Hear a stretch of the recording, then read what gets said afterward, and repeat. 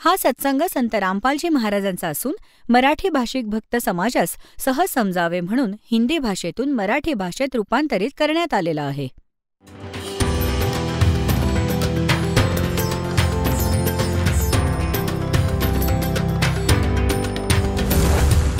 और ज्ञान सब ज्ञान डी कबीर ज्ञान सो ज्ञान और जैसे घोड़ा तोब कायम करता चले मैदान.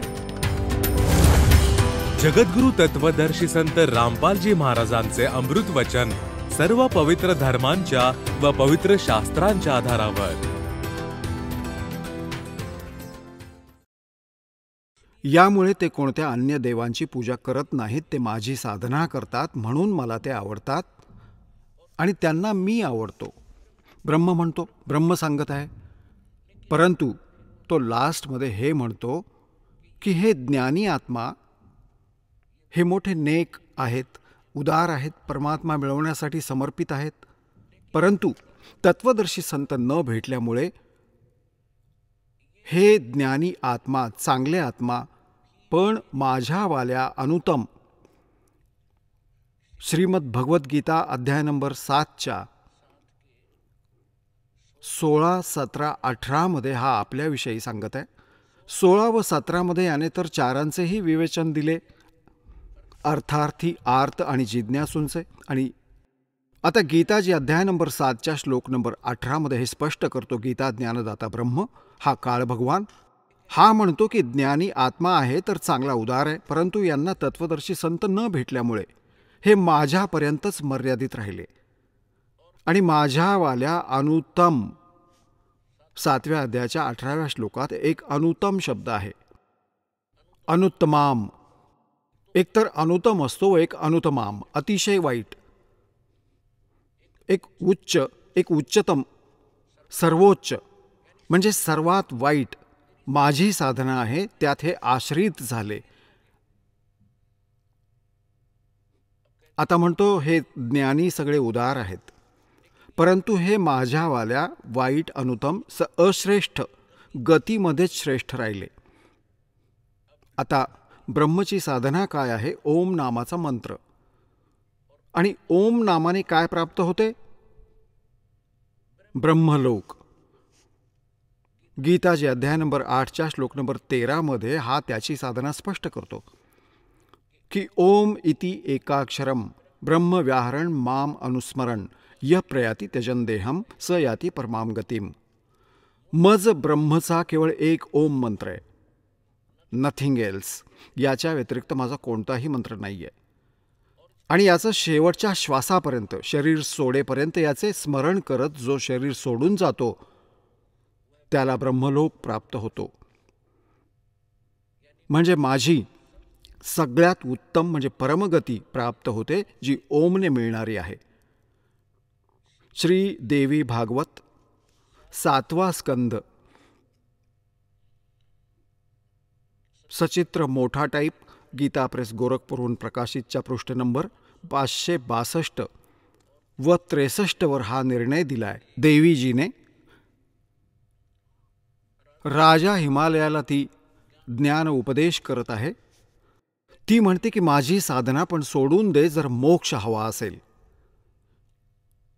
तर. आणि ती काय सांगते की ब्रह्म मिळवण्याचे उद्देश ठेवा, ओम नामाचा जप करा, ज्यामुळे तुम्ही त्या ब्रह्मला प्राप्त कराल जो ब्रह्मलोकात राहतो. म्हणजे ओम नाम ब्रह्मचे आहे आणि ब्रह्म ब्रह्मलोकात राहतो आणि ओम नामाचा जप करणाऱ्यांना ब्रह्मलोक प्राप्त होतो. श्रीमद भगवद्गीता अध्याय नंबर 8च्या श्लोक नंबर 16 हा स्वतः गीता ज्ञानदाता स्पष्ट करतो की ब्रह्मलोकात गेलेले प्राणीसुद्धा पुनरावृत्तीमध्ये आहेत. अर्थात त्यांचा पण जन्म आणि मृत्यू होतो. आता जसे ज्ञानी आत्मा कोण होते? एक चुणूक नावाचे ऋषी होते. एक चुणूक नावाचे ऋषी होते. परमात्मा मिळवण्याच्या उद्देशाने त्यांनी वेद वाचले आणि जसे पण ब्रह्माजींकडून किंवा मनुजींकडून अन्य जितके पण हे ऋषी होऊन गेले सगळे नकली होते. त्यांना वेदाचे ज्ञान नव्हते. पुण्यात्म्यांनो, आज बुद्धिमान समाज झालाय म्हणून दास हे शब्द सांगायला यशस्वी होत आहे, कारण आपले सद्ग्रंथ साक्षीदार आहेत आणि असे इन्स्ट्रुमेंट्स परमेश्वराने उपलब्ध करून दिले तुमच्याकरता की या दुष्ट लोकांचा आता डाव लागत नाहीये. हे डोके आपटून भटकत आहेत वेड लागलेल्या कुत्र्याप्रमाणे. अजूनही इच्छितात की लोकांना भ्रमित करावं, आपले धंदे चालू राहू देत. परंतु परमात्म्याने सगळ्यात पहिल्यांदा उपकार हे केले तुमच्यावर की तुम्हाला शिक्षित केले आणि मग अशी उपकरणे बनवली ना. हे मानवनिर्मित नाही आहेत, हे मनुष्याच्या बुद्धीच्या स्तरावरचे काम नाही आहे. इंटरनेट लावणे, TV चॅनल बनवणे हे आता 10 वर्षांपूर्वी का झाले, 15 वर्षांपूर्वी पहिले नव्हते हे कधी. केवळ तुमच्यावर दया केली दात्याने, ती समर्थ शक्ती आहे. त्यांना यावेळी हे काम करायचे होते. तर दासाने हे म्हटले की आजपर्यंत जितके पण ऋषी महर्षी झाले आहेत हे सगळे अज्ञानी होते. त्यांना कख पण माहिती नव्हते. वेद आणि गीता आणि आपल्या सद्ग्रंथांचे हे वेळोवेळी तुम्हाला अनेकदा प्रमाणित पण करून दाखवले. वेळ आल्यावर या सत्संगामध्ये पण वेळ द्या, पण प्रमाण दाखवू. आजचा जो विषय आहे तो वेगळा आहे. तर चुणूक नावाचे ऋषी होते. त्यांनी वेदांमध्ये वाचले होते. यजुर्वेद अध्याय नंबर 40च्या मंत्र नंबर 15 मध्ये लिहिले आहे की वायुरम अनिलम अमृतम अथेदम भस्मांतम शरीरम ओम क्रतोस्मर क्लिबेसमर कृतम स्मर. ओम नामाचा जप काम करता करता स्मरण करा. विशेष ओढीने स्मरण करा, म्हणजे श्रद्धेने करा.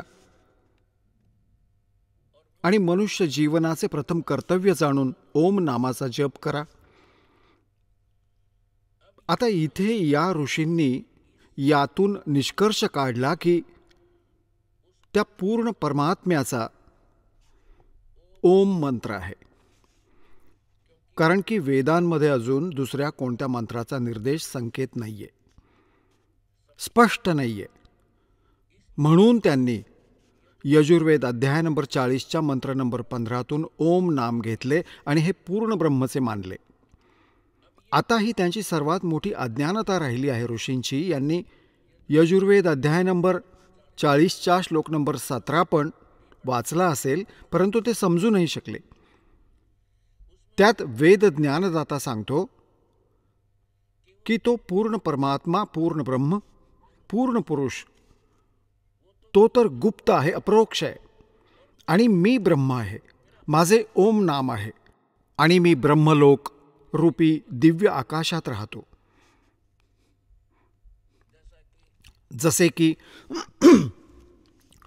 जसे हांशीमध्ये हे शहर आहे हांसी, तिथे बोर्ड लागलेला आहे की बरवाला 30 किलोमीटर. आता कोणी अज्ञान व्यक्ती हे समजतो की या बोर्डवर लिहिलं आहे बरवाला आणि तिथेच बसला पिशवी घेऊन की आले बरवाला. त्यावर लिहिलं आहे ते बरवाला तर पुढे 30 किलोमीटर आहे. तर अशाच प्रकारे या ऋषींनी यजुर्वेद अध्याय नंबर 40च्या मंत्र नंबर 15तून हे मानले की हा पूर्ण परमात्म्याचा आहे. परंतु त्यांनी पुढे नाही पाहिले की 30 किलोमीटर अजून पण लिहून ठेवलंय. तो तर पुढे आहे, ते तर हांशी तहसील आहे, हांसी शहर आहे. तर त्यामध्ये यजुर्वेद अध्याय नंबर 40च्या श्लोक नंबर मंत्र नंबर 17 मध्ये स्पष्ट केलेले आहे की तो परमात्मा तर गुप्त आहे आणि मी ब्रह्म आहे, माझे ओम नाम आहे, मी ब्रह्मलोकात राहतो. आणि यजुर्वेद अध्याय नंबर 40च्या श्लोक नंबर 10 मध्ये स्पष्ट केले आहे. वेद ज्ञानदाता म्हणतो की कोणी परमात्म्याला समवात म्हणतात. समवात म्हणजे जन्म घेतो श्रीराम आणि श्रीकृष्णाच्या रूपात.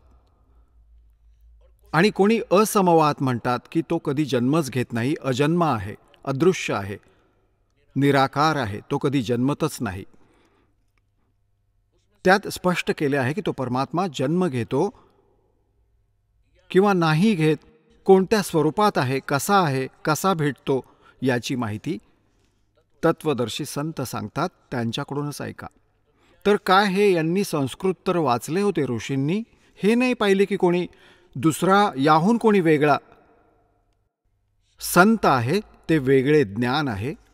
श्रीमद भगवद्गीता अध्याय नंबर 4च्या श्लोक नंबर 32 स्पष्ट केलेले आहे की अर्जुन, जे मी आत्ता अध्याय नंबर 4च्या श्लोक नंबर 25 पासून 31 पर्यंत ज्या पण साधना जशा पण कोणी करत आहे, कोणी योग साधना करतो, कोणी देवतांची पूजा करतो, कोणी स्व अध्यायच करतो, जसे की गीता वाचली, वेदाच्या कोणत्या मंत्राचा जप केला, हे सगळे आपल्या आपल्या साधनांना पापनाशक मानतात. परंतु 4थ्या अध्यायाच्या 32व्या श्लोकात म्हटले आहे की या यज्ञांची माहिती, यज्ञ म्हणजे धार्मिक अनुष्ठानांची, सत्य भक्तीची माहिती सच्चिदानंद घनब्रह्मने आपल्या मुखकमलातून बोलली आहे. ती वाणी त्यामध्ये विस्ताराने सांगितली गेली, ते तत्वज्ञान आहे. इथे या अनुवादकर्त्यांनी, गीता अनुवादकांनी एक खूप मोठी चूक करून ठेवली आहे. गीताजी अध्याय नंबर 4च्या श्लोक नंबर 32 एक ब्रह्मणे मुखे शब्द आहे. इथे यांनी ब्रह्मणेचा अर्थ केला वेदांची वाणी. ब्रह्मणे मुखे, वेदाची वाणी तर गीता ज्ञानदाता वेदांमधला सारांश तर सांगतच आहे. वेदाची वाणी कुठे राहिली? आणि वेद स्वतः सांगतात, त्यावेळी ते अजून कोणी संत आहे, वेगळंच ज्ञान सांगेल त्याच्याकडून ऐका. तर त्यात सांगितलं की त्या ब्रह्मणे मुखेचा अर्थ आहे, ब्रह्मणे म्हणजे सच्चिदानंद घनब्रह्म, म्हणजे परमक्षर ब्रह्म, पूर्ण परमात्मा. या पृथ्वीवर येतात, आपल्या मुखकमलातून स्वतःच ते यथार्थ ज्ञान त्यांच्याच द्वारे रचल्या गेलेल्या सृष्टीला योग्य पद्धतीने सांगतात. आणि यथार्थ साधना, धार्मिक अनुष्ठानांची माहिती पण ते स्वतःच सांगतात, बोलून बोलून ऐकवतात. ती सच्चिदानंद घनब्रह्मची वाणी म्हटली जाते, ते तत्वज्ञान आहे. आता गीताजी अध्याय नंबर 17च्या श्लोक नंबर 23 पण हा ब्रह्मणे शब्द आहे. तिथे या अनुवादकांची बुद्धी विचलित झाली, तिथे अर्थ योग्य केला. ओम तत्सत इति निर्देशः ब्रह्मणः त्रिविधः स्मृतः ब्राह्मणः तेन वेदाः च यज्ञः च वेदः पुरा. त्यात हा ब्रह्मणे शब्द आहे, तिथे त्यांनी योग्य अर्थ केला आहे. ब्रह्मणे म्हणजे सच्चिदानंद घनब्रह्म, म्हणजे पूर्ण परमात्मा, परमक्षर ब्रह्म च्या साधनेचा, त्याच्या प्राप्तीसाठी 3 मंत्रांच्या जपाचा निर्देश आहे. ओम तर या ब्रह्मचा अक्षरपुरुषाचा, आणि तत् हा सांकेतिक आहे, आणि सत पण कोडवर्ड आहे. तत् जो आहे तो अक्षर पुरुषाचा आहे, आणि सत जो गुप्त आहे तो परमक्षर ब्रह्म सच्चिदानंद घनब्रह्मचा मंत्र आहे. या 3 मंत्रांच्या जपाने त्या परमक्षर ब्रह्मची प्राप्ती होते. तर जे दास तुम्हाला सांगत होता की तुम्ही किती पुण्यकर्मी प्राणी आहात आणि किती पूर्वजन्मांच्या शुभ संस्कारांनी युक्त आहात, जे तुम्ही सतलोक आश्रम बरवाला, जिल्हा हिसार, हरियाणामध्ये पोहोचलात, त्यासाठी ही सगळी भूमिका सांगत आहे तुम्हाला. इतके प्रमाण देऊन तुमची बुद्धी सेट होईल की खरोखर आपल्या कोणत्या सौभाग्याचा उदय झाला आहे. शुभकर्मच आपल्याबरोबर आहेत, जे अशा पवित्र स्थळावर घेऊन आले आहेत. आता गीताजी अध्याय नंबर 4च्या श्लोक नंबर 32 तर स्पष्ट केलं आहे की त्या सच्चिदानंद घनब्रह्मने आपल्या मुखकमलातून जे ज्ञान दिले ते यथार्थ ज्ञान आहे. त्याला तत्वज्ञान म्हणतात. 4थ्या अध्यायाच्या 34व्या श्लोकात म्हटलं आहे की त्या तत्वज्ञानाला तू तत्वदर्शी संतांकडे जाऊन समजून घे. जो परमात्मा येऊन ज्ञान देतो त्याचे मला ज्ञान नाही. कोण म्हणत आहे? गीता ज्ञानदाता, श्री ब्रह्मा, श्री विष्णू, श्री शिवजींचे पूज्य पिताजी. आणि त्या ज्ञानाला कोणत्या तत्वदर्शी संताला विचार, तर याने सिद्ध आहे की हे वेद ज्ञानापेक्षा भिन्न ज्ञान आहे, आणि गीतेच्या ज्ञानापेक्षा सुद्धा भिन्न आहे. नाहीतर गीताजीमध्ये एक अध्याय अजून लिहिला असता की हे आहे ते तत्वज्ञान, 19वा अध्याय अजून बनवला असता, परंतु नाही, त्यांना माहीत नाही. तर ते तत्वदर्शी संतच सांगतात. आता तत्वदर्शी संताची ओळख सांगितली आहे. 15व्या अध्यायाच्या प्रथम मंत्रात श्रीमद भगवद्गीतेमध्ये की जो संत या उलट्या लटकलेल्या संसाररूपी वृक्षाचे पानांपासून मुळापर्यंत विस्ताराने सांगतो, वेगवेगळे सांगतो, स वेदवित, तो तत्वदर्शी संत आहे. तो वेदाच्या तात्पर्याला जाणणारा आहे. तर परमेश्वर स्वतः येतात, जसे आता तुम्हाला सांगितले की सच्चिदानंद घनब्रह्म म्हणजे पूर्ण परमात्मा त्यांच्या मुखकमलातून यथार्थ ज्ञान सांगतात. त्यांनी 600 वर्षांपूर्वी हे ज्ञान सांगितले होते की अक्षरपुरुष एक वृक्ष आहे. जसे तुम्हाला खूप वेळा झाडाचे चित्र दाखवले आहे, संसाररूपी वृक्षाचे. जो जमिनीच्या बाहेर दिसतो त्याला वृक्ष म्हणतात, झाड म्हणतात. तर परमात्म्याने स्वतः येऊन या संसाररूपी वृक्षाच्या विषयी माहिती दिली होती, कारण की ते सृष्टीचे रचनाकार आहेत.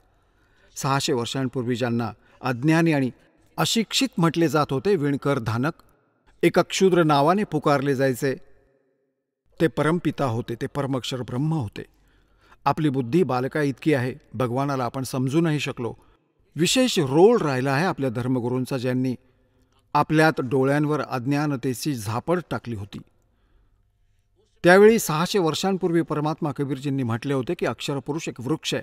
क्षरपुरुष वाकी डार, क्षरपुरुष म्हणा, ज्योत निरंजन म्हणा, आणि तीनों देवा शाखा है ये पात्र संसार है. आणि मूळ स्वतः आहे. तो मूळ सांगण्याची या दासाला सेवा दिली आहे की तो मूळ कोण आहे. गीता अध्याय नंबर 15च्या श्लोक नंबर 16 व 17 3 पुरुष आहेत, क्षरपुरुष, अक्षरपुरुष. आणि 17व्या श्लोकात म्हटलं आहे की उत्तम पुरुष तो अन्यः परमात्मा इति उदाहरता य लोकत्रायम आविश्य विभर्ती अव्यय ईश्वरः. तो परमक्षर ब्रह्म आहे आणि तोच तिन्ही लोकात प्रवेश करून सगळ्यांचे धारण पोषण करतो. तो वास्तवात अविनाशी भगवान आहे. तर सांगायचे तात्पर्य हे आहे की मग तत्वदर्शी संताची ओळख काय आहे. प्रथम ओळख तर ही आहे की सतगुरु के लक्षण कहो मधुरे बैन विनोद, 4 वेद 6 शास्त्र वो कहे 18 बोध. म्हणजे ते परमात्म्याचे जे कृपापात्र असतात तेच सद्गुरू असतात आणि तेच तत्वदर्शी संत असतात.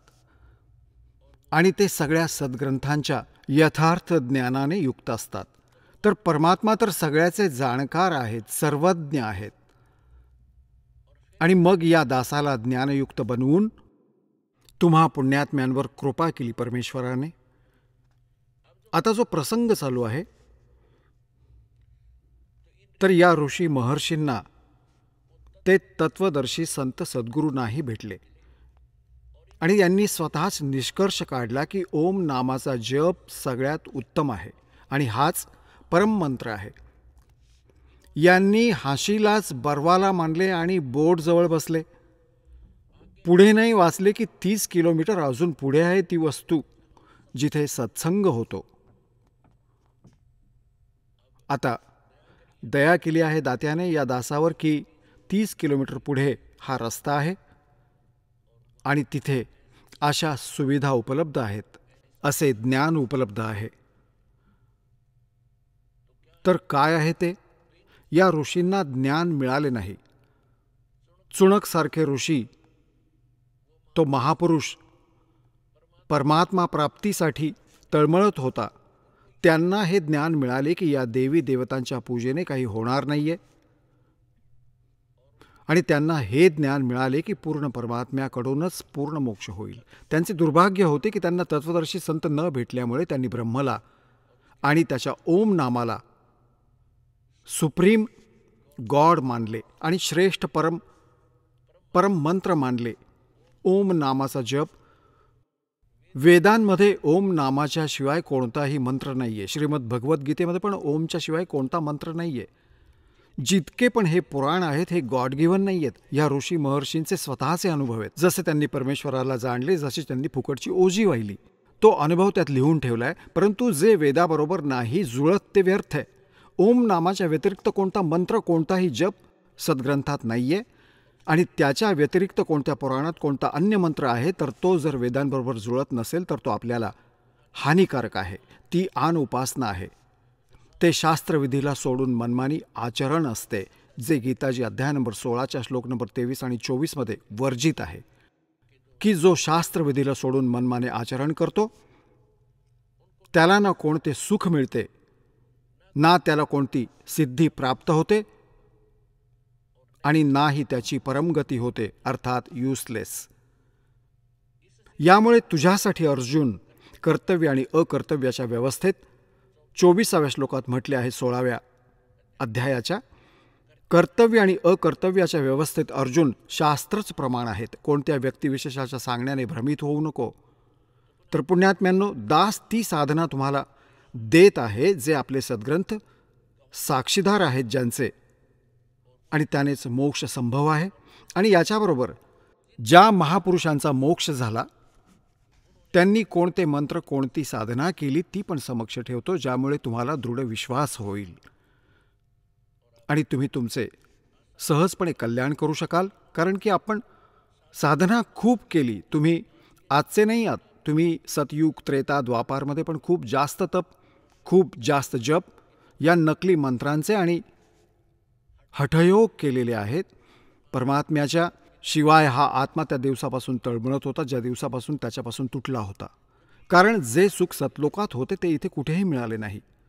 राजा बनून पाहिले, रंक स्वतःच बनतो, आणि मग शेठ, सावकार पण बनूनही पाहिले, ते सुख नाही मिळाले.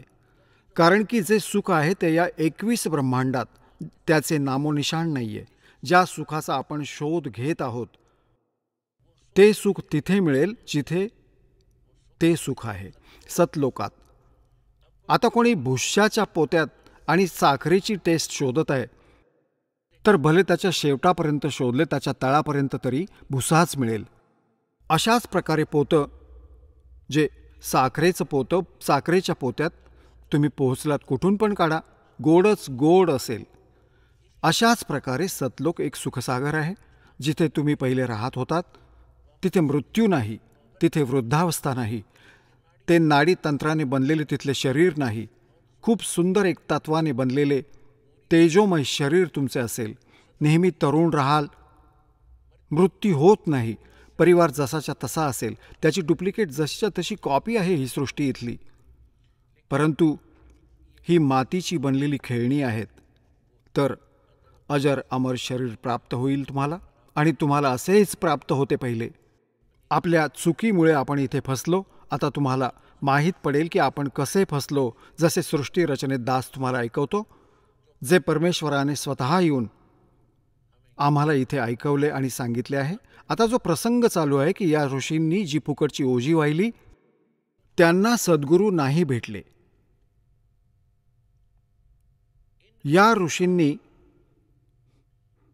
ज्या साधना केल्या, एकतर वेदांना आधार मानले आणि वेदांना समजू शकले नाहीत. कारण परमेश्वराने येऊन स्वतः सांगितले की गुरु बिन काहुन पाया ज्ञान, जो थोथा बुस छड़े मूढ़ किसाना. गुरु बिन वेद पढ़े जो प्राणी, समझन सार रहे अज्ञानी. हे जितके पण ऋषी होते त्यांना सद्गुरू भेटले नाहीत. त्यांनी वेद वाचले परंतु ते सार नाही समजू शकले या वेदांचे. यामुळे आजपर्यंत ते स्वतः अज्ञानी राहिले आणि आपल्या अनुयायांना पण याच अज्ञानाने परिपूर्ण केले. आता त्याची भरपाई आजपर्यंत हा मानव समाज भोगत आहे, करत आहे. परमात्मा आले, त्यांना रिजेक्ट केले या खोट्या ऋषी, महर्षी आणि मंडलेश्वरांनी, हे सांगून की हे अज्ञानी आहेत, अशिक्षित आहेत. कसे जाणतील वेद आणि ग्रंथांमधील गूढ रहस्यांना? संस्कृत येत नाही आणि हे संस्कृतचे पंडित म्हटले जायचे. पुण्यात्म्यांनो, भाषेचे जे योगदान आहे ते सीमित आहे. आता कोणी संस्कृत भाषा जाणतात तर इंग्लिश नाही येत तर तो अविद्वान झाला का तो? आणि परमात्मा सर्व भाषांचे जाणकार आहेत. ते मुंगी आणि जितकेही पशुपक्षी आहेत त्यांची भाषा पण समजतात. मनुष्याच्या भाषेची गोष्टच सोडा. तर त्यांनी जे ज्ञान दिले होते ते आपल्याला स्वीकार्य नाही होऊ दिले गेले आणि तेच ज्ञान दया करून परमात्म्याने लिहून घेतले त्यांचा प्रिय आत्मा धर्मदासजीकडून. आणि ते आज आपल्यासाठी प्रमाण आहे. त्यात लिहिलेले तेच ज्ञान आज आपल्याला त्या आदरणीय सद्ग्रंथात विद्यमान आहे, ज्याला आपण खरे मानत होतो, शिरोधार्य मानत होतो, वेद, गीता, पुराणांमध्ये. तर ते भगवान होते, अशिक्षित असूनही. आणि या सगळ्या ग्रंथातील ज्ञान ते आपल्याला सांगून निघून गेले सिंपल लँग्वेजमध्ये. तर ती पण भाषा आहे, एक संस्कृत पण भाषा आहे. भाषेचे काम आपल्या विचारांना दुसऱ्यांपर्यंत पोहोचवणे इतकेच असते. आता जसे संस्कृत भाषेत सगळे जे आपले पूर्वीचे धर्मगुरू होते, हिंदू धर्माचे धर्मगुरू, ते केवळ संस्कृत भाषाच बोलत असत. सद्ग्रंथांना त्यांनी पाठ करून ठेवले होते, 4ही वेदांना पण घोटले होते, चतुर्वेदी म्हटले जायचे. 3 वेदांना कंठस्थ पाठ केले होते, त्रिवेदी म्हटले जायचे. परंतु कख पण माहीत नव्हते, ते तर गाढवासारखे लादून फिरत होते. जसे परमात्मा म्हणतात, पीठ मनुखा दाखल दिये कर्रा खात बबोल.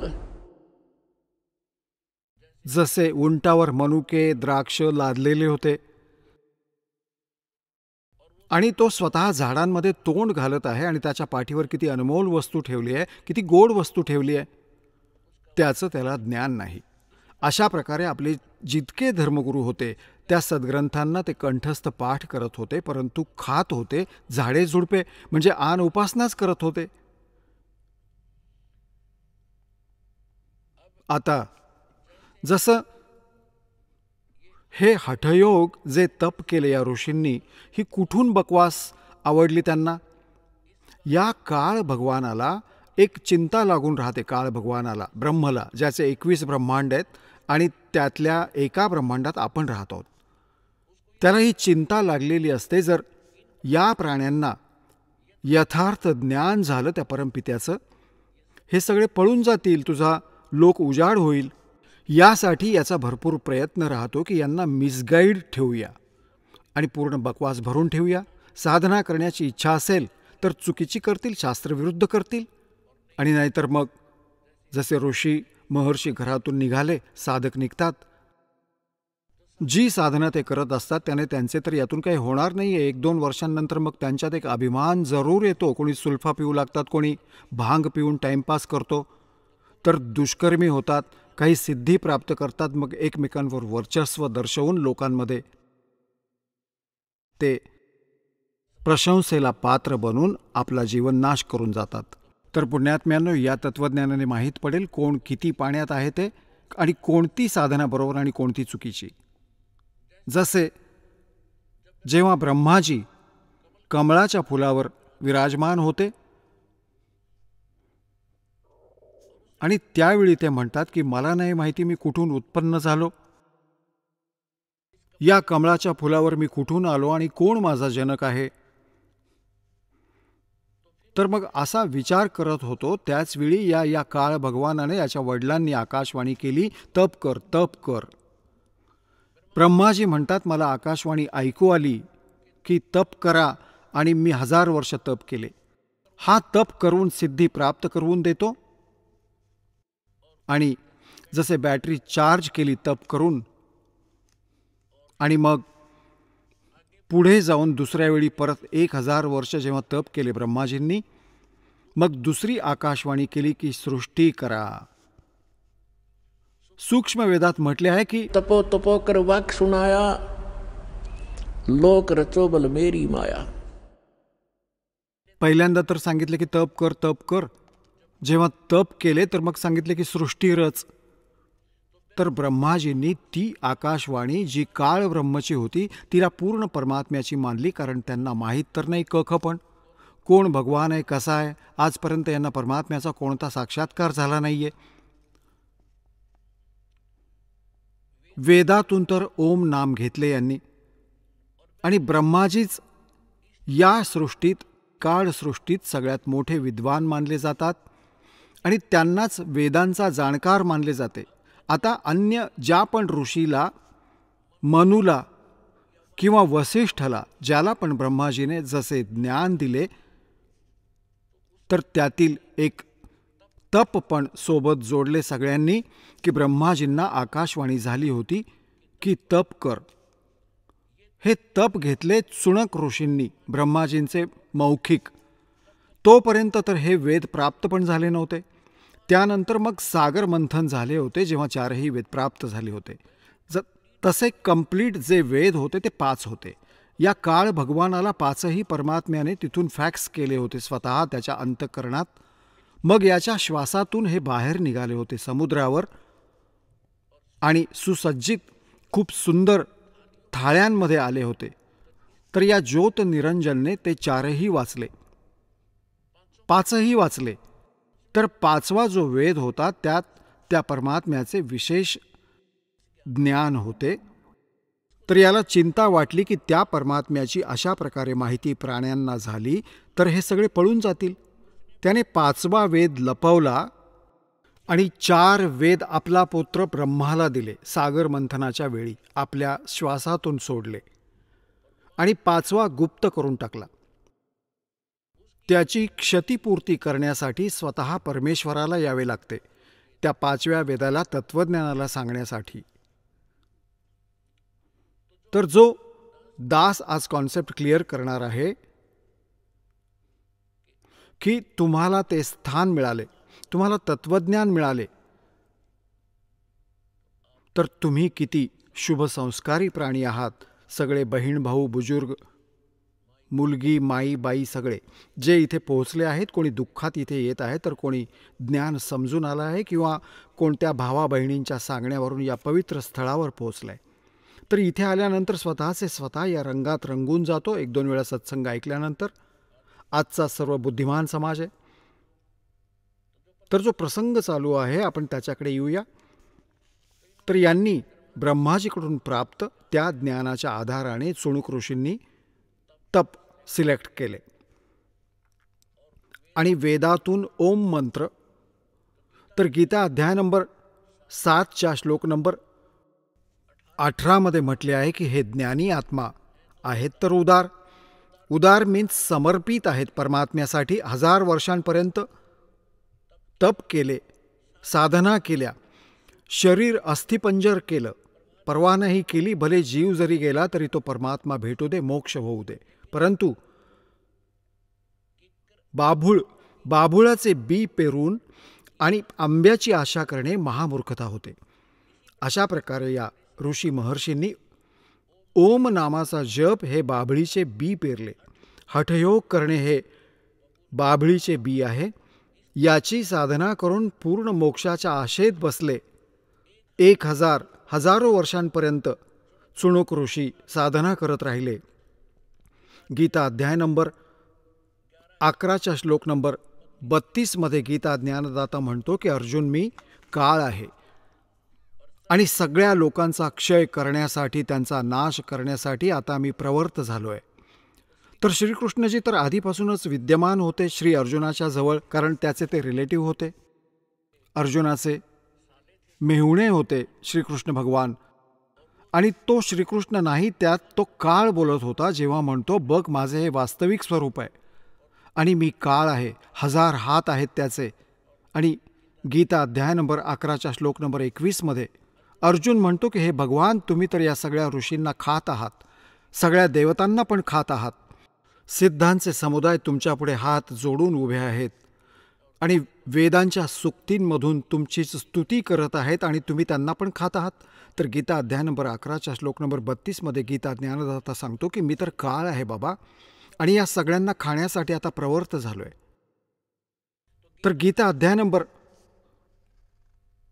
11च्या श्लोक नंबर 47-48 मध्ये हा गीता ज्ञानदाता म्हणतो की हे माझे वास्तविक रूप आहे. मी असा आहे जो आता तुला दाखवलाय आणि माझ्या या रूपाचे दर्शन तुझ्या व्यतिरिक्त पहिले कधी कोणाला नाही झाले आणि यापुढे नाही होऊ शकणार. मी ना कोणत्या जपाने, ना तपाने, ना कोणत्या क्रियांनी, ना कोणत्या वेदात वर्णित विधींनी माझी प्राप्ती नाही होऊ शकत. ब्रह्माजींनी 4 युगांपर्यंत साधना केली, नाही भेटला. शेवटी आपल्या आईला खोटे सांगितले की मला प्राप्त झाले, कारण वेद त्याने वाचले होते आणि वेदात परमात्मा साकार आहे. तर श्रीमद देवी भागवतमध्ये ब्रह्माजी स्वतः सांगतात आपल्या आईला दुर्गाला की माताजी की अनुभव काही दुसरेच बोलतो, आणि वेद काही दुसरेच सांगतात. यामध्ये खूपच तफावत आहे. याचे कारण काय आहे? तर दुर्गाला त्या काळाने धमकावून ठेवले आहे की खबरदार, जर तू माझी कोणाला माहिती सांगशील, मी गुप्त राहीन आणि माझा भेद कोणाला नाही सांगायचा. तर त्याच्या भीतीने देवी त्याला गोल गोल फिरून सांगते की मीच सर्व काही आहे, मीच ब्रह्म आहे, मीच सर्व काही आहे, असे गोल गोल फिरवून सांगते. तरी पण ब्रह्माजी म्हणतात की अनुभव सांगतो, अनुभव आम्ही करतो तर भेटत नाहीये. आणि वेद सांगतात की तो साकार आहे, एका स्थानावर बसलाय. तर हे दुटप्पी ज्ञान आहे माता. तर सांगायचा मुद्दा हा आहे की गीता ज्ञानदाता सांगतो की मी ना वेदातील वर्णित विधीने, ना जपाने, ना तपाने, ना कोणत्या क्रियांनी कधीही नाही प्राप्त होऊ शकत. तर यासाठी गीता अध्याय नंबर 7च्या श्लोक नंबर 24 व 25 तो स्वतः म्हणतो की मी अव्यक्त आहे, माझ्या योग मायेने लपून राहतो. हे माझे अनुतम विधान आहे, अटल विधान आहे. अनुतम तर याकरता की माता पिता आहेत आणि मुलांपासून पण गुप्त आहे, तर कोणता ना कोणता दोष आहे त्याच्यात. तो चांगला माणूस नाही आहे. याला शाप मिळालेला आहे. 1,00,000 मानव शरीरधारी प्राण्यांचा हा आहार करतो. ज्या कारणामुळे लपून बसलाय, कुठे माहीत पडले तर एक पण त्याची पूजा नाही करणार आणि त्याच्या या सगळ्या देवी देवतांना पण विसरून जातील. यासाठी गुप्त राहतो ना आपल्या देवी देवतांना, या सगळ्यांना, सगळ्या कोणत्याही मुलांना पण याने भेद नाही सांगितला की स्वतः स्पष्ट करत आहे गीता अध्याय नंबर 7च्या श्लोक नंबर 24 व 25 की मी हा अबुद्धे, हा जो जनसमुदाय समोर उभा आहे, हा मला मज अव्यक्तम माम अव्यक्तम व्यक्तिम आपनम मन्यन्ते माम अबुद्ध्या. हे मूर्ख मला मज अव्यक्तला आणि कृष्ण रूपात, व्यक्ती रूपात आलेला मानत असतील. मी कृष्ण नाहीये. I am not Krishna. मी आपल्या योग मायेने लपून राहतो. मी कधी कोणाच्या समक्ष येत नाही. गीता अध्याय नंबर 4च्या श्लोक नंबर 5 व 9 हा स्पष्ट सांगतो की अर्जुन, तुझे व माझे खूप जन्म होऊन गेले, हे तू नाही जाणत, मी जाणतो. आणि माझे जन्म आणि कर्म अद्वितीय आहेत, अलौकिक आहेत. तर याचे कर्म असे आहेत की हा समोर नाही येत आणि कोणातही प्रवेश करून प्रेतासारख्या ज्या क्रिया करवून घ्यायच्या आहेत त्या करतो आणि करवून घेतो. तर हा म्हणतो, तर ब्रह्मा विष्णू महेशने साधना केल्या, परमात्मा भेटला नाही. यांनी निराकार विधान बनवले की परमात्मा निराकार आहे. तर अशा प्रकारे जो प्रसंग चालू आहे त्याकडे येऊया. या चुणक ऋषींनी ती साधना केली जी सगळे ऋषी पहिल्यापासूनच फुकटची ओझी वाहत होते. त्याने तर तो परमात्मा मिळणारच नाहीये. हे ॲटम बॉम्ब बनतात, ॲटम बॉम्ब. अगस्त्य ऋषींनी पूर्ण जीवनभर फुकटची ओझी वाहून एक सिद्धी प्राप्त केली, सगळे समुद्र पिण्याची. सांगा, सगळ्या जीवनाचा नाश करून त्याने सिद्धी प्राप्त केली की सगळे समुद्र प्यायला. आता या तत्वज्ञानात परमात्म्याने काय सांगितले आहे? आता तुम्हाला त्या परमात्म्याचे काही दिलेले ज्ञान मध्ये ऐकवतो, कारण तुम्ही एक विद्यार्थी आहात आणि पूर्ण वर्षात एक पूर्ण हा कोर्स दासाने तुमचा करून घ्यायचा आहे. 3 दिवसाचा सत्संग यासाठीच ठेवला आहे की प्रत्येक सत्संगात श्रद्धाळू पण बदलतात आणि श्रोता पण. जे सतत ऐकत आहेत ही तर चांगली गोष्ट आहे. म्हणून हळूहळू सर्वच ज्ञानावर विवेचन केले जाते. आता जसे ह्या सिद्धी काय आहेत, ह्या जीवननाशक आहेत, या प्राण्याच्या सगळ्यात मोठा शत्रू आहेत. यामुळे प्रभुता येते आणि आपल्यात जसे पहिले बॅटरी चार्ज केली, नंतर मग ती संपवली, राहिलो जसाच्या तसा. जसे या सिद्धींना परमात्म्याने असे सांगितले आहे, जसे तुम्ही बघता पावसाळ्यात दुसऱ्या मुंग्या असतात, बिनपंखांच्या असतात आणि त्याच मुंग्यांच्या बिळातून काही पंख असलेल्या मुंग्या बाहेर येतात आणि त्या त्यांच्यातल्या परमात्मा असतात, कारण त्या उडू शकत नाहीत दुसऱ्या मुंग्या, आणि या उडतात आकाशात. तर त्या असा विचार करतात की या तर भगवानांना भेटल्या, कारण या तर उडतात आकाशात. आणि त्या आकाशात जसे तुम्ही बघा आजकाल हवामान पावसाचे आहे, तर मुंग्या बाहेर येतात, पंख असलेले किडे, आणि कुठे जातात? एक तर दिव्याजवळ जाऊन जळून मरतील, किंवा मग बल्बच्या चारही बाजूंना फिरत राहतील. थोड्या वेळात त्यांचे पंख तुटतील, कापल्यामुळे खाली पडतील आणि त्या मुंगीची मुंगीच राहील.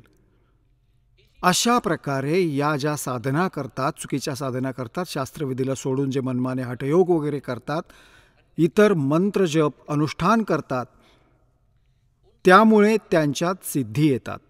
आणि सामान्य माणसापेक्षा ते जसे आकाशात उडणे, पाण्यावर असे चालणे, जसे जमिनीवर चालतात, सगळे समुद्र पिणे, अशा प्रकारची जी ही कलाबाजी त्यांच्यात येते, तर सामान्य मनुष्य असा विचार करतो की यांना भगवान मिळाला.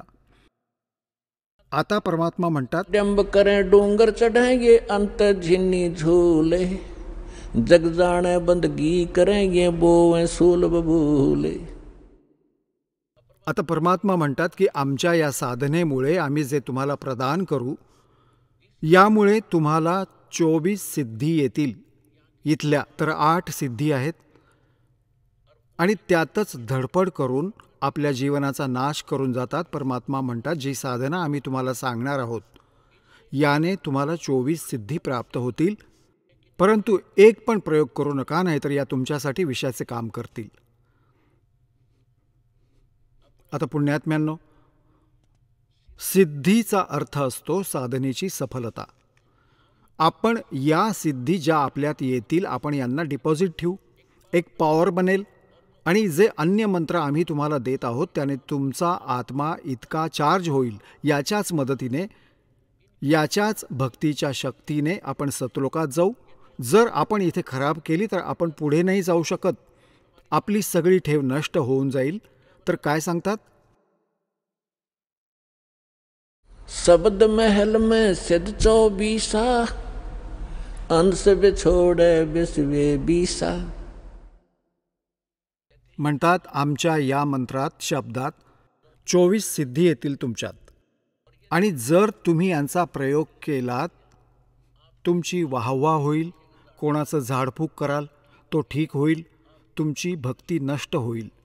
तुम्ही पाहता पूर्वी कोणत्या नगरामध्ये कोणी कशासाठी झाडफूक करतो, त्याच्याहून मोठा मांत्रिक आणतात, तो दुसरे तंत्रमंत्र चालू करतो. हे पूर्वजन्मीचे पुण्यकर्मी प्राणी होते, आणि आधी पण त्यांनी असा सत्यानाश केला, आणि दुसऱ्यांदा जी ठेव थोडीफार शिल्लक होती ती झाडफूक करून नाश करून टाकतील. तर म्हणून आपल्याला चौकस व्हायचं आहे, थोडं बुद्धीने काम करायचं आहे. झाडफूक केल्याने गोष्ट घडणार नाही, त्याला आपल्या परमात्म्याशी जोडायचं, तो पण आपलं धन जमा करेल. तुम्ही पण करा. काय सांगतात? शब्द महल में सिद्धि 24, अंश बिछोड़े बिसवे 20.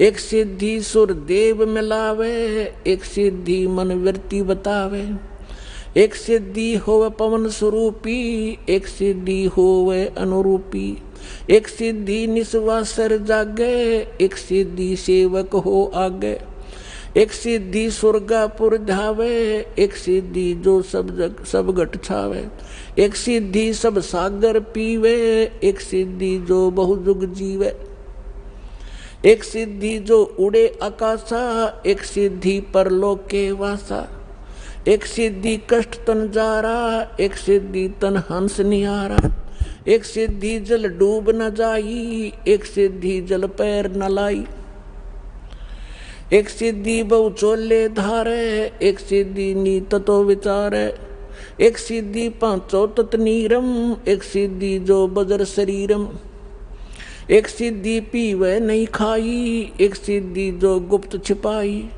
एक सिद्धि ब्रह्मंड चलावे, एक सिद्धि जो सब नाद मिलावे, एता खेल खिलारी खेले, सो हम हंसा प्रगट बेले, 24 को ना दिल चावे, सो हंसा शब्द अतीत कहावे, प्रासिद्धि पूर्ण पटरानी, सतलोक की कहूँ निशानी, सतलोक सुख सागर पाया, सतगुरु भेद कबीर लखाया, परमहंस पे खो परवाना, जन कहते दास गरीब दीवाना. आता आदरणीय गरीबदास साहेबजी गावछुडाणी जिल्हा झज्जरवाले यांना परमेश्वर भेटले होते स्वतः येऊन गावछुडाणीच्या जंगलात, शेतात, जिथे हे आपल्या अन्य सहयोगी साथी गवळ्यांच्या सोबत, अन्य गुराख्यांसोबत तिथे गायी चारत होते. 10 वर्षांचे बालक होते आणि परमात्म्याचे विधान आहे जे ऋग्वेद मंडल नंबर 9 सूक्त 86च्या मंत्र 26 आणि 27 मध्ये, ऋग्वेद मंडल नंबर 9 सूक्त 82च्या मंत्र 1, 2, 3 मध्ये, ऋग्वेद मंडल नंबर 9 सूक्त 54च्या मंत्र 3 मध्ये, ऋग्वेद मंडल नंबर 9 सूक्त 20च्या मंत्र 1 मध्ये, ऋग्वेद मंडल नंबर 9 सूक्त 1च्या मंत्र 8 व 9 मध्ये, ऋग्वेद मंडल नंबर 9 सूक्त 94च्या मंत्र 1 मध्ये, ऋग्वेद मंडल नंबर 9 सूक्त 95च्या मंत्र 2 मध्ये, ऋग्वेद मंडल नंबर 9 सूक्त 96च्या मंत्र 16 पासून 20 पर्यंत आणि अजून पण अनेक ठिकाणी हे स्पष्ट केलं आहे की परमात्मा वरच्या लोकात राहतो आणि तिथून सशरीर येतो, गती करून येतो, चालत येतो. चांगल्या आत्म्यांना भेटतात, त्यांना तत्वज्ञानाने परिपूर्ण करतात, परिचित करतात आणि इथे हे परमात्मा येऊन कवीप्रमाणे आचरण करतात. आपल्या मुखकमलातून बोलून बोलून ते यथार्थ ज्ञानाचे उच्चारण करतात, ज्या कारणाने ते प्रसिद्ध कवीची पण उपाधी प्राप्त करतात. तर पुण्यात्म्यांनो, याच आधाराने तो परमेश्वर या कलियुगात गावछुडाणी जिल्हा झज्जर हरियाणा प्रांतात आदरणीय गरीबदास साहेबजी त्या चांगल्या आत्म्याला, नेक आत्म्याला, दृढ भक्ताला भेटले, सतलोकात घेऊन गेले आणि सगळ्या ब्रह्मांडांचा परिचय करून दिला. ब्रह्मा, विष्णू, महेश यांचे लोक दाखवले, धर्मराजाचा लोक दाखवला, नरक आणि स्वर्ग दाखवला, देवी देवतांची स्थिती दाखवली आणि हा पितरभूताचा लोक जो पितरलोक तो दाखवला. मग काळ जिथे 1,00,000 मानव शरीरधारी लोकांना भाजून खातो ती तप्तशिला दाखवली. मग 11वे द्वार पार करून अक्षरपुरुषाच्या लोकात 7 शंख ब्रह्मांडांना पार करून मग भवर गुहेतून पुढे 12वे द्वार पार करून सतलोकात पोहोचले, जिथे परमात्म्याचे निजस्थान आहे आणि तुम्ही व आम्ही सगळे तिथे राहत होतो. तिथे तुमचे महाल आज पण जसेच्या तसे विद्यमान आहेत. तुमचे खूप मोठे स्थान आहे. हरे भरे तिथे फळफूल, फळदार वृक्ष आहेत, सदाबहार वृक्ष आहेत आणि तिथे कोणत्याही वस्तूचा अभाव नाही. तिथे जन्ममृत्यू होत नाहीत. तिथे वृद्धावस्था नाही आहे. तिथे मृत्यू नाही आहे. तुमचा जसाच्या तसा परिवार जोडलेला असेल, जसे तुमच्या शरणात, तुमच्या घरात जितकी पण मुले जन्म घेतील ते तुमचे पुण्य आत्मा असतील आणि तुम्ही पहिले तिथे जाल. अशा प्रकारे याच साधनेने ते पण तुमच्याजवळ तिथे पोहोचतील व तुमचा परत जसाच्या तसा एक परिवार जोडलेला असेल. आता पुण्यात्म्यांनो, ज्या लोकात तुम्ही राहत आहात, हा लोक काय राहायचा आहे? आपल्याला इथे काळाने खूप भांग पाजून ठेवली आहे आणि आपण यातच मस्त आहोत, आपल्याला जास्त दिसतच नाही. आता तुमचा परिवार आहे, तुमची मुले आहेत, नातेवाईक आहेत, भाऊ बहीण, पती पत्नी तुम्हाला किती प्रिय वाटतात आणि जे घर बनवून तुम्ही आरामात राहत आहात किती छान वाटते. आणि एका सेकंदात मृत्यू झाला तर खाक आहे हे काय तुमचं आहे? काया तेरी है नहीं, ये माया कहाँ से हो? परमात्मा म्हणतात हे शरीर तुझं नाही आणि तू चिकटून बसलायस आपलं समजून घर बंगल्याला, फॅक्टरी आणि त्याला. कुठे बुद्धी नष्ट झाली तुमची? कारण हे ज्ञानाच्या कमतरतेच्या कारणाने आपण इथेच चिकटलो. आता तिथे जाऊ आपण. कधी मृत्यू होत नाही, वृद्धावस्था नाही, कोणाला वृद्ध होणे नको आहे आणि कोणाला मरण नको आहे. शेवटच्या श्वासापर्यंत पण असा विचार करतो, एक श्वास अजून दे भगवान, 10 दिवस अजून मिळू दे आणि तरी पण मृत्यू होणार. तर अशा लोकात आपण राहत आहोत. तर मृत्यू तर इथे डेफिनेट आहे, परंतु या मृत्यूच्या पहिले ज्या क्रिया दास तुम्हाला सांगेल त्या करा बस. आणि मग मालकांवर सोडून द्या. तुम्हाला सतलोकात नेले जाईल. तिथे गेल्यानंतर परत पुनर्जन्म तुमचा होणार नाही. म्हणतात भक्ती बीज होवे जो हंसा, और तारों तास के 71 वंशा. 101 पिढ्या पार होतील तुमच्या जर खऱ्या मनाने लागून राहाल तुम्ही, कारण तुम्ही दृढ झालात तर तुमची मुले दृढ होतील.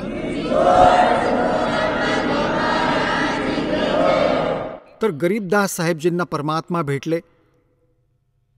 त्यांनी मग हे सांगितले की हा जो मंत्र मला मिळाला आहे आणि हाच तुम्हाला जेव्हा प्राप्त होईल, यात काय सांगितलंय? शब्द महल में सिद्धि 24 अंश बिछोड़े विश्वे 20.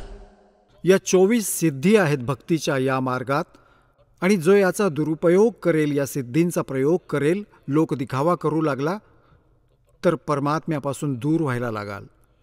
एक सिद्धि सुर देव मिलावे, एक सिद्धि मन वृत्ति बतावे. या सिद्धी आहेत. एक सिद्धि हो पवन स्वरूपी, एक सिद्धि हो वे अनुरूपी. एक सिद्धि निस्वासर जागे, एक सिद्धि सेवक हो आगे.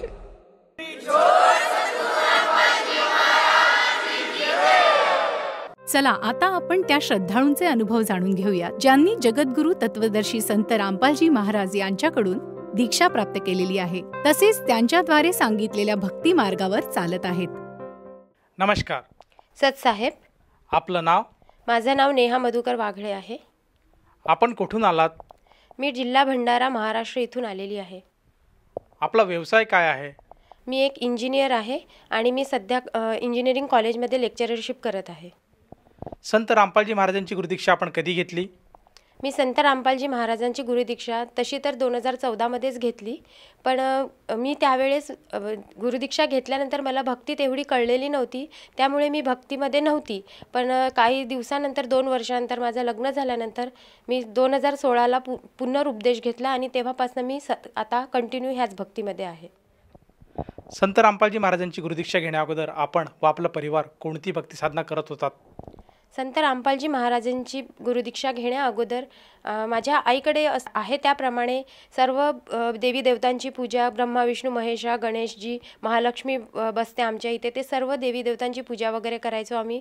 आणि खास करून मी ज्योतिष्यशास्त्र पण बघायची, कारण मला थोडे अडथळे होते अभ्यासामध्ये, परीक्षेमध्ये माझे पेपर्स वगैरे निघत नव्हते. तर त्यामुळे मी त्यांनी सांगितल्याप्रमाणे मंगळवार आणि शनिवार पिंपळाच्या झाडाच्या प्रदक्षिणा घालायचे 3, आणि शनिदेवाला तेल अर्पण करायला सांगितलं होतं तर ते पण करायची. सूर्यदेवाला पाणी द्यायचं हे सांगितलं होतं त्यांनी, आणि त्यांनी जे जे उपाय सांगितले ते सर्व उपाय करायची मी. परीक्षेच्या वेळेस त्यांनी ज्या कलरचा रुमाल घेऊन जायचा सांगितलं तर करायचं. म्हणजे असे बरेचसे मी त्यांनी सांगितल्याप्रमाणे भक्ती केली ज्योतिषशास्त्राच्या नुसार. आणि बाकी तर आपले परत मी इंजिनिअरिंगला असताना साईबाबाचे गुरुवारचे व्रत केले 2 वेळा, आणि गुरुवार उपास करायची मी. आणि मी 8व्या वर्गात असताना आसाराम बापूजी यांची गुरुदीक्षा घेतली होती, आणि मी 5-6 वर्ष तरी त्यांना गुरु बनवलं आणि त्यांचे नामस्मरण करायची. संत रामपालजी महाराजांचं ज्ञान आपल्याला कसं कळालं आणि आपण त्यांच्या शरणात कसे आलात? संत रामपालजी महाराजांचं ज्ञान मला पुस्तकद्वारे कळालं. मला ज्ञानगंगा ही पुस्तक मिळाली, ती पुस्तक मी वाचली, आणि त्यानंतर मला सृष्टीची रचना कळाली आणि भक्ती कशी करायला पाहिजे हे कळलं. शास्त्रानुसार भक्ती कशी आहे कळलं. त्यामुळे मग मी ह्या भक्तीमध्ये मला इंटरेस्ट आला, आणि मग मी गुरुदीक्षा नामदीक्षा घेतली, आणि तेव्हापासून आता मग मी ह्याच भक्तीमध्ये भक्ती करत आहे. जसं तुम्ही सांगितलं की आपण एक इंजिनियर आहात आणि सायन्सचे आपण विद्यार्थी आहात, त्याचप्रमाणे आज आपण इंजिनिअरिंग कॉलेजला आज प्राध्यापक आहात आणि सायन्स आपण विद्यार्थ्यांना शिकवत आहात. तर मग असं असतानासुद्धा आपण अध्यात्माकडे कशा वळालात? अध्यात्म सायन्स जिथे संपते तिथूनच अध्यात्म सुरू होते, त्यामुळे आपण ह्याचं अध्यात्म आणि सायन्सला सोबत नाही जुळू शकत, कारण आपली सृष्टीची रचना कशी झाली आहे हेच आपल्याला माहिती नाही आहे. सायन्स तर हे नंतर आलेलं आहे ना. सायन्स पण कधी कधी फेल होते, पण अध्यात्म फेल होऊ नाही शकत. त्यामुळे माझा तर यावर पूर्णपणे विश्वास आहे. संत रामपालजी महाराजांच्या शरणात आल्यानंतर आपल्याला व आपल्या परिवाराला काय काय लाभ प्राप्त झालेत? संत रामपालजी महाराजांची गुरुदीक्षा घेतल्यानंतर मला सर्वात मोठा लाभ तर हा झाला की मला आध्यात्मिक ज्ञान मिळालं आणि मोक्षाचा मार्ग कळला. जे की बाकी गुरूंद्वारे मिळालेली भक्ती करूनही पूर्ण मोक्ष मिळू शकत नाही, पण संत रामपालजी महाराजांनी दिलेल्या नामाद्वारे आपल्याला पूर्ण मोक्ष मिळतो हे मला कळलं, मोक्षाचा मार्ग कळाला. आणि महत्त्वाचं म्हणजे मला डॉक्टरांनी दम्याचा त्रास सांगितला होता, मला पाठदुखी, छातीदुखी आणि शिंकांचा खूप त्रास व्हायचा, माझा 2-2 महिने खोकला बसत नव्हता. तर मला डॉक्टरांनी आंबट खाणे वगैरे सर्व बंद सांगितलं होतं. पण मी 2014ला गुरुजींची नामदीक्षा, संत रामपालजी महाराजांची नामदीक्षा घेतल्यानंतर मी भक्ती तर करत नव्हती बरोबर, परंतु मला कधी अडचण आली तर मी प्रथम नामाचा जाप सतत करत राहायचे ट्रॅव्हलिंगमध्ये वगैरे. तर मला तो त्रास ॲटोमॅटिकच बंद झालेला जाणवला आणि त्यानंतर माझे रिपोर्ट्स पण नॉर्मल आले, मला कधीच दम्याचा त्रास झाला नाही. आणि 2020मध्ये माझ्यावर खूप वाईट परिस्थिती आली होती, कारण कोरोना होता, त्यामध्ये माझ्या मिस्टरांचा जॉब नसल्यातच होता, कारण पेमेंट बंद झालेला होता आणि मी पण जॉबलेस होती, लहान मुलगा होता, खूप वाईट परिस्थिती होती. तर त्यावेळेस मला म्हणजे मी खूप एकदम अंतःकरणातून परमात्म्याला हात जोडले आणि म्हणाली, परमात्मा काहीतरी करा आणि मला असं काहीतरी करा की मी कुणाच्या भरोशावर जगायची वेळ नाही आली पाहिजे. आणि त्याच वेळेस 2-3 तासानंतर मला एक कॉल आला आणि मला म्हणण्यात आलं की इथे जॉब कराल का. आणि 2-3 दिवसांमध्ये मी एक CBSE स्कूलला जॉईन केलं आणि तिथे कोरोना काळामध्ये लोकांचे जॉब गेले, पण मला परमात्म्याच्या दयेने जॉब मिळाला. जसं तुम्ही सांगत आहात की संत रामपालजी महाराजांच्या शरणात आल्यानंतर आपल्याला बरेचसे लाभ प्राप्त झालेत, तर आपल्या ह्या अनुभवातून आपण अन्य भक्तांना, त्याचप्रमाणे जे काही आपले मित्रपरिवार आहेत, आपल्या ज्या सखी आहेत, त्याचप्रमाणे आपले जे नातलग आहे, आप्तेष्ट आहे, या सर्वांना उद्देशून आपण आपल्या अनुभवातून काय संदेश द्याल? संदेश तर मी देऊ शकत नाही, पण मी एवढं नक्की सांगू शकते की सर्वांनी ही भक्ती नक्की करावी. त्याआधी जर तुम्हाला काही डाऊट्स आहे तर आधी तुम्ही पुस्तक वाचा, सत्संग ऐका आणि त्यानंतर तुम्ही ठरवा की काय आहे, शास्त्रानुसार भक्ती कशी करायला पाहिजे. आपले शास्त्र सर्व जे शास्त्रामध्ये जे दिलेलं आहे तेच आम्ही त्या पुस्तकांमध्ये सांगितलेलं. पुस्तकांमधून तुम्हाला खरं काय आहे आणि खोटं काय आहे ते कळेल, कारण मी तर सांगून काही अर्थ नाही, पण तुम्ही स्वतः पडताळून पाहू शकता आणि त्यानंतरच तुम्ही ठरवू शकता की काय करायला पाहिजे. त्यामुळे मला असं वाटतं की सर्वांनी एकदा तरी हे पुस्तक वाचायला पाहिजे आणि सत्संग ऐकायला पाहिजे नियमित तरी. त्यानंतरच त्यांना कळेल की ही भक्ती का बरं करायला हवी आणि का बरं नाही करायला हवी. जसं तुम्ही सांगत आहात की आज समाजाने संत रामपालजी महाराजांचं ज्ञान एकदा तरी समजून घ्यायला हवं आणि त्यांना जर ते पटत असेल तर त्यांनी संत रामपालजी महाराजांकडनं गुरुदीक्षा किंवा नाममंत्र घेऊन आपल्या जीवनाचं कल्याण करायला हवं. तर ह्या अनुषंगाने एखाद्या साधकाला जाणवलं की आपणसुद्धा संत रामपालजी महाराजांची गुरुदीक्षा घ्यायला काही एक हरकत नाही, तर ती व्यक्ती संत रामपालजी महाराजांची गुरुदीक्षा कशी घेऊ शकेल? संत रामपालजी महाराजांची गुरुदीक्षा घेणं अगदी सोपं आहे. विविध चॅनेल्सवर संत रामपालजी महाराजांचे सत्संग येतात, तर त्या चॅनेल्सवर एक मोबाईल नंबर येतो, त्या नंबरवर आपण कॉन्टॅक्ट केला की तुमच्या जवळच्याच नामदान सेंटरची माहिती तुम्हाला सांगितल्या जाईल आणि तिथे जाऊन तुम्ही निशुल्क नामदीक्षा घेऊ शकता. इथे नामदीक्षा घेण्यासाठी तुम्हाला 1ही रुपया लागणार नाही. धन्यवाद. धन्यवाद सतसाहेब.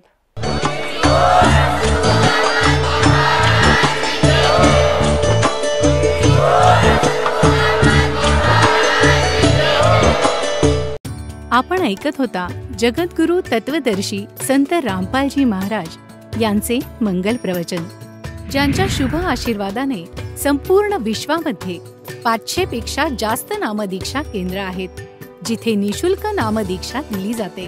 निशुल्क नामदीक्षा प्राप्त करण्यासाठी आणि अधिक माहितीसाठी संपर्क करा 7030303951 7030303952. अद्वितीय आध्यात्मिक ज्ञान वाचण्यासाठी, पाहण्यासाठी आणि ऐकण्यासाठी संत रामपालजी महाराज ॲप अवश्य डाउनलोड करा किंवा आमची वेबसाईट www.jagadgururampalji.org वर विजिट करा. आम्हाला सोशल मीडियावर फॉलो करा. सर्व पवित्र धर्मांच्या पवित्र शास्त्रांवर आधारित प्रमाणित अनमोल पुस्तक ज्ञानगंगा किंवा जगण्याचा मार्ग यापैकी कोणतेही एक पुस्तक निशुल्क मागवण्यासाठी आपण आम्हाला आपले पूर्ण नाव, पूर्ण पत्ता, पिनकोड आणि फोन नंबरसह लिहून 7030303951 किंवा 7030303952 या नंबरवर SMS करू शकता किंवा 7030303950 या नंबरवर व्हॉट्सअप देखील करू शकता.